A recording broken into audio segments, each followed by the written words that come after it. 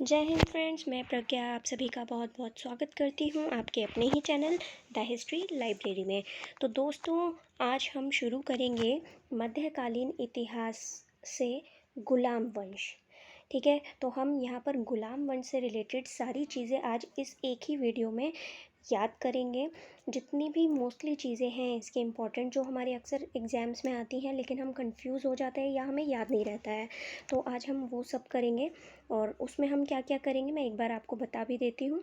तो उसमें हम करेंगे शासक कौन कौन हुए हैं, इसके उन शासकों का क्रम क्या है ये भी याद करेंगे। संबंधित लेखक और उनकी कृतियाँ जो मोस्ट इम्पॉर्टेंट हैं वो भी साथ में याद करेंगे कि कौन से शासक से रिलेटेड कौन सी उन कृति है। स्थापत्य क्या क्या था, कौन से शासक ने क्या बनवाया, नीति किस तरीके की उन्होंने फॉलो करी, उनकी राजधानी क्या थी, और जो युद्ध हुआ अगर किसी से रिलेटेड तो वो कौन सा युद्ध हुआ है। और इसके अलावा और भी अन्य महत्वपूर्ण तथ्य भी हम आज इसमें याद करेंगे एक ही वीडियो में। लेकिन ये हम शुरू करें उससे पहले thank you so much everyone.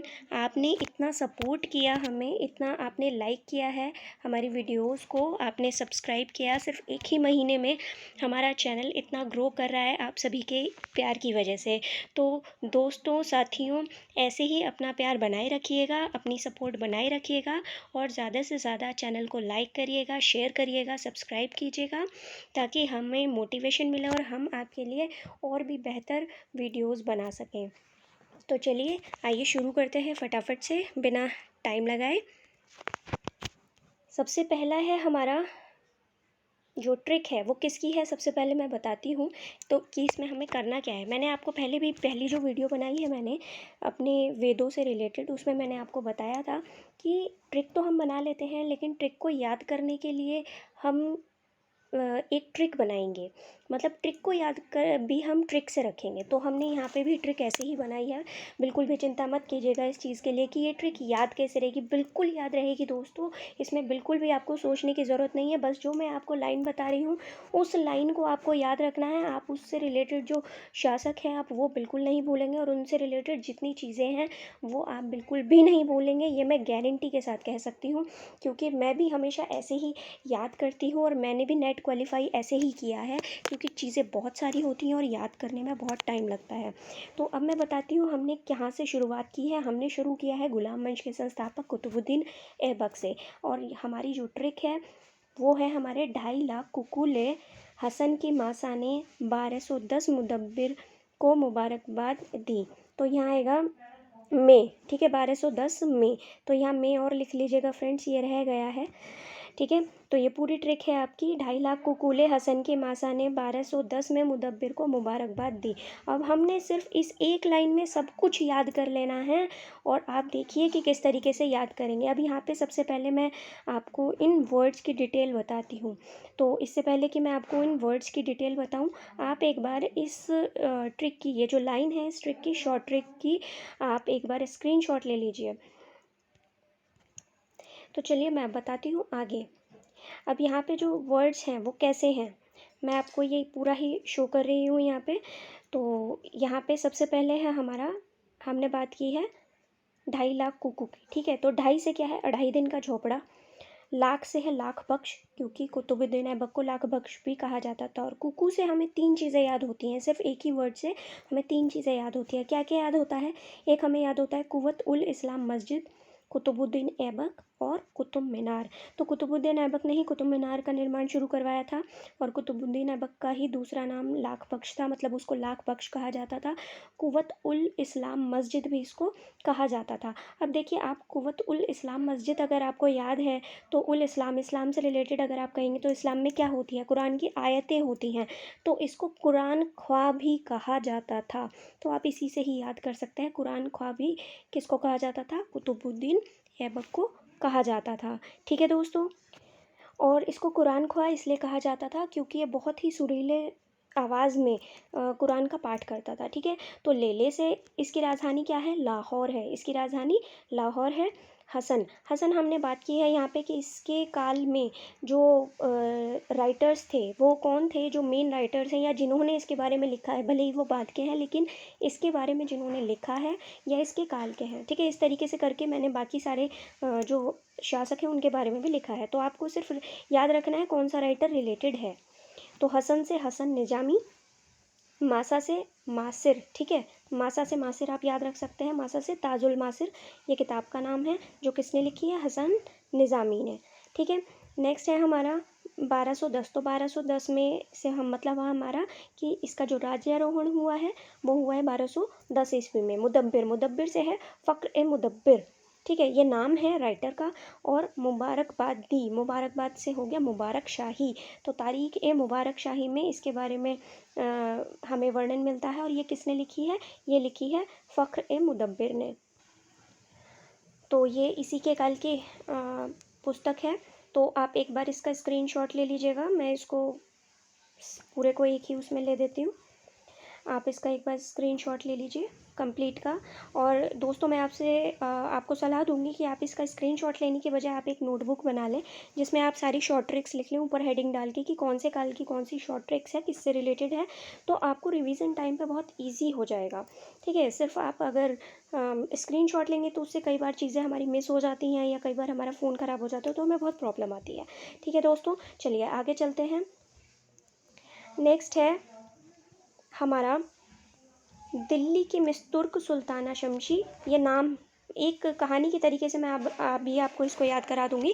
Delhi की मिस्तुर्क सुल्ताना शमशी अब किन दरवाज़ों से नासा के 10 राजों को इक्ता टंका से जीतने की तय तैयारी करेगी। अब देखिए बहुत लंबी आपको लग रही है लेकिन बिल्कुल भी लंबी नहीं है, क्योंकि इसमें जितनी ज़्यादा डिटेल्स हैं आप देख के हैरान हो जाएंगे कि इसमें इल्तुतमिश से रिलेटेड ऑलमोस्ट सारी ही चीज़ें मैंने कवर कर दी हैं।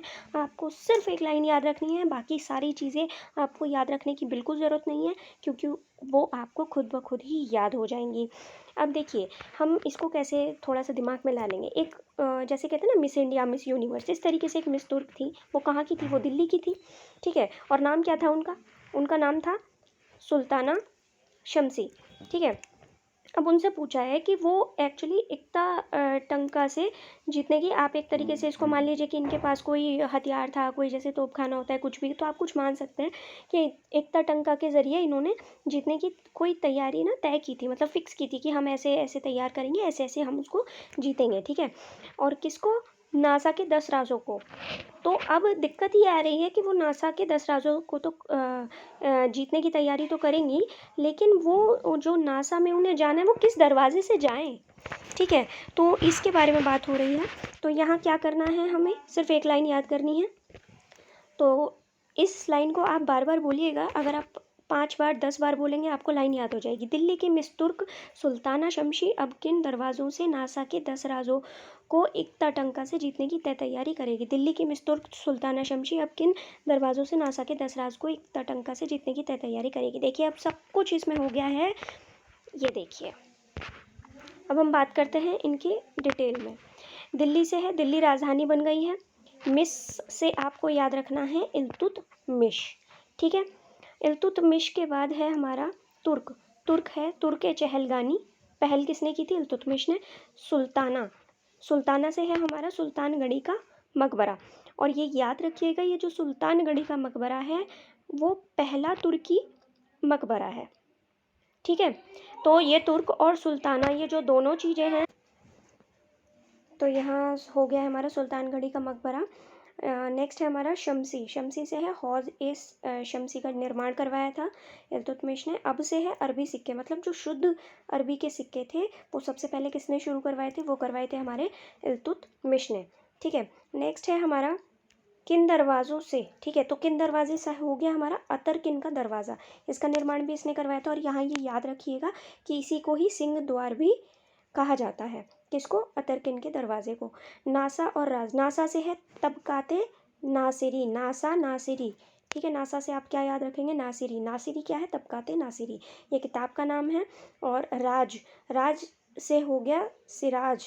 ठीक है, तो तबकाते नासिरी की किसने लिखी है, ये किसने लिखी है, मिन उस सिराज ने, तो मिन उस सिराज ने जो तबकात नासिरी लिखी है वो इसके बारे में, इल्तुतमिश के बारे में भी उसने इसमें ज़िक्र किया है।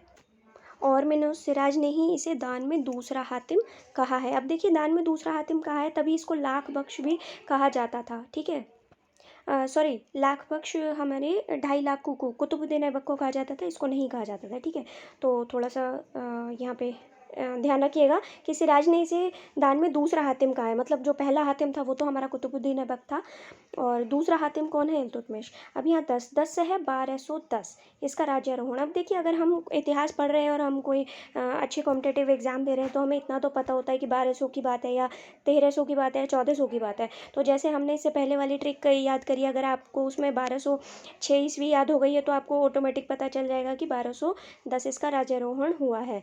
तो इक्ता टंका से क्या मतलब है? इसने इक्तेदारी व्यवस्था या इक्तेदारी प्रथा या इक्ता व्यवस्था इसने शुरू की थी सबसे पहले, और चांदी का टंका, ठीक है, ये भी इसने शुरू किया था। जीतने से है जीतल, और ये किसका था? ये तांबे का था। तय तैयारियां मतलब तराइन, तय तय से आप 3 याद रख सकते हैं, और तैयारियां मतलब तैया से तराइन, तो तराइन का तीसरा युद्ध भी इसी के समय में हुआ था। तो अब दोस्तों, अब आपको पता चल रहा होगा कि इसके अलावा इसमें कुछ भी ऐसा खास नहीं बचा है।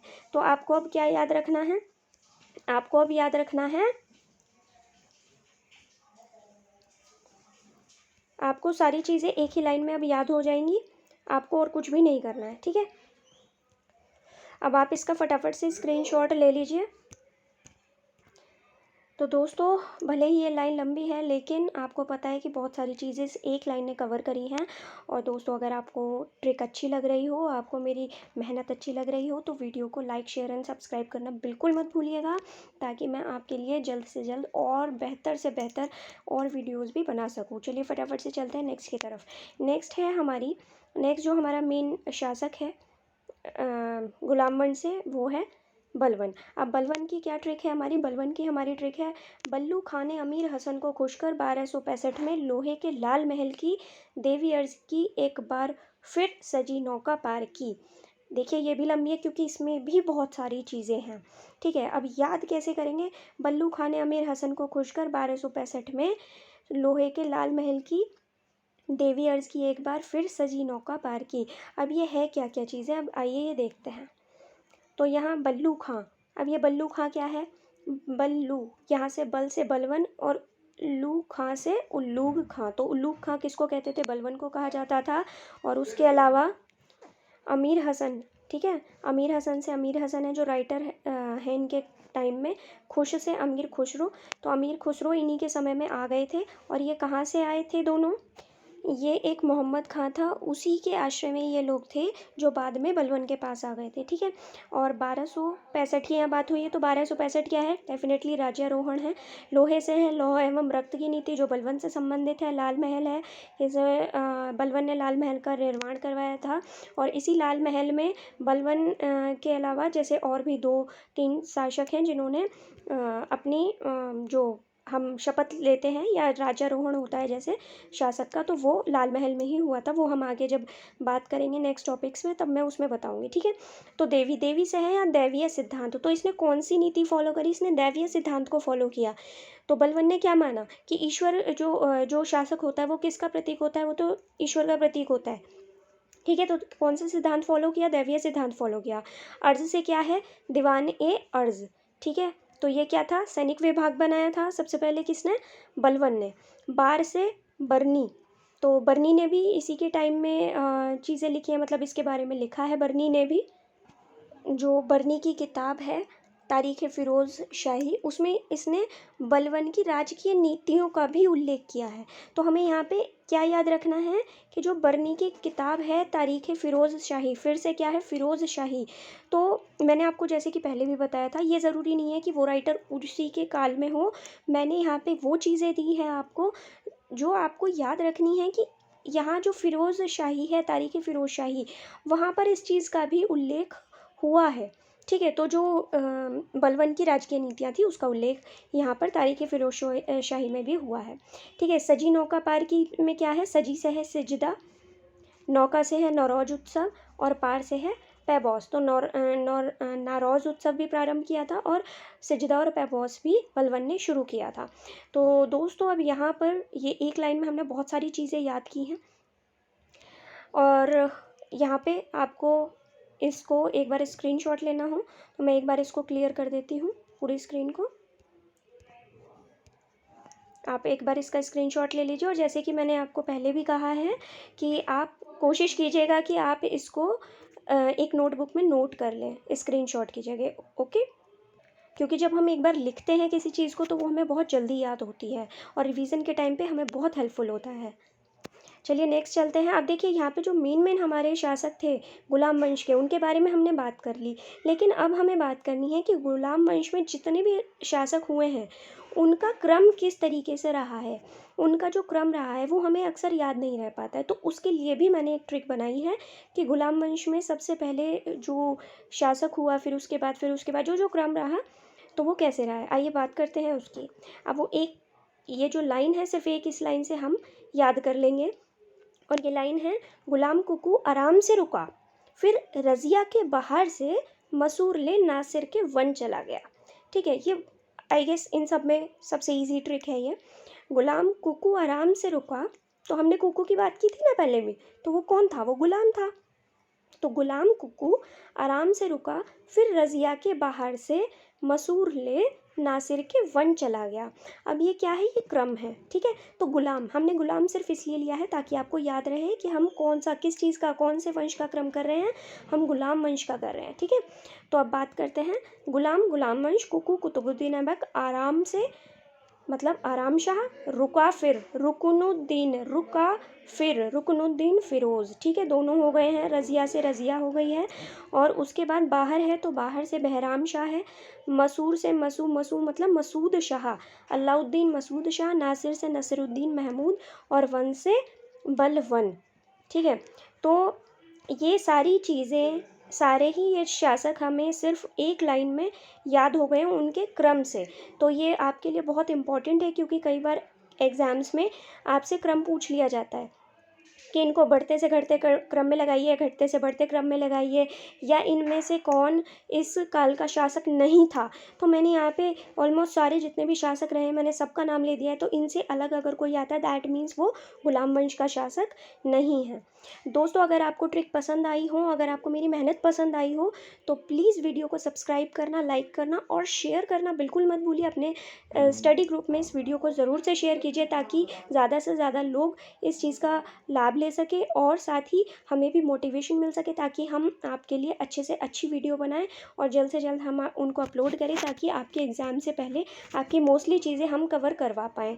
ठीक है दोस्तों, तो एक बार दोबारा से आप सभी का बहुत बहुत हार्दिक धन्यवाद कि आप सभी लोगों ने इतना सपोर्ट किया, इतना अप्रिशिएट किया और वीडियोज़ को इतना लाइक किया। इससे पहले की जो वीडियो है हमारी शॉर्ट ट्रिक की, वो बहुत ही अच्छा उसका रिस्पॉन्स रहा है आप सभी का। और इसके अलावा दोस्तों डिस्क्रिप्शन बॉक्स में प्रीवियस सभी वीडियो के लिंक्स आपको मिल जाएंगे। उसमें हमने लेवल 3 में बिल्कुल नए क्वेश्चंस बनाए हैं जो आगे एग्ज़ाम्स में आ सकते हैं, जो मोस्ट एक्सपेक्टेड है क्योंकि हर सारे क्वेश्चंस रिपीटेड नहीं होते हैं, मोस्टली क्वेश्चंस न्यू ही आते हैं जो हायर लेवल के एग्ज़ाम्स होते हैं उनमें।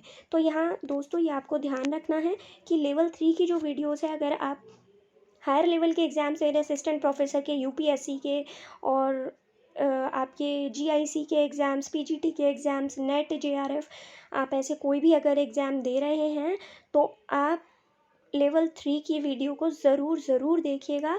साथ ही ये शॉर्ट ट्रिक से आप याद भी कीजिएगा। दोस्तों मैं जल्द से जल्द आपको तीनों ही पार्ट की वीडियोस प्रोवाइड करने की कोशिश कर रही हूँ, बट उसके लिए मुझे आपके साथ और आपके मोटिवेशन की ज़रूरत है। तो आई होप वो आप मुझे ज़रूर देंगे। अच्छा लगा हो तो आप कमेंट ज़रूर कीजिएगा, आप अपना फ़ीडबैक ज़रूर दीजिएगा। आपका फ़ीडबैक हमारे लिए बहुत इम्पॉर्टेंट है, उससे हम एनालाइज़ कर पाते हैं कि आपको किस चीज़ की रिक्वायरमेंट है या हम आपकी रिक्वायरमेंट को कितना फुलफ़िल कर पा रहे हैं या उसके लिए हमें और क्या करने की ज़रूरत है। तो दोस्तों आज के लिए बस इतना ही, बहुत जल्द हम दोबारा मिलेंगे और नेक्स्ट वीडियो में हम लेवल 3 के बिल्कुल नए क्वेश्चंस करेंगे नेक्स्ट टॉपिक के। तो till then, bye bye, take care.